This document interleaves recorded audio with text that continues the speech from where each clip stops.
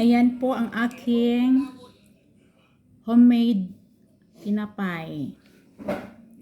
Cheese ito siya. Cheese bread. With matching coffee. Black coffee.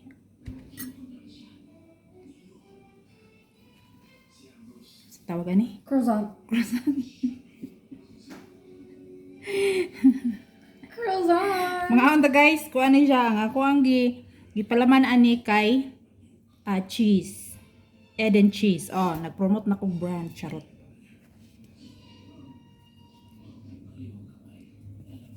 Let's see the kuan. So, nara guys, ang cheese sa loob. In fairness, masarap naman siya. Ito naman guys. Nani ba? Uy, nani ba?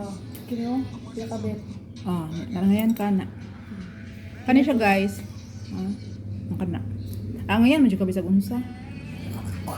Kani siya guys kay kuan ra ni siya kanang bukayo. Unsay bukayo sa Tagalog? Bukayo. Bukayo basta kanang lubih nga naay asukar. Bukayo naman siguro tawag ana. Lunok ra man gud na ba karon himo kog biko. Na, bot lang. Basta bukayo na siya guys. Manang giingani nako. Nay isa diri abot na na dara. Pa. Ikamot gi ikap-hikap na nako da.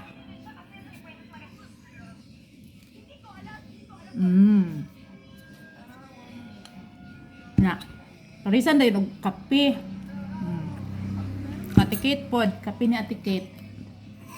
Oy, finish. Wa, day unod.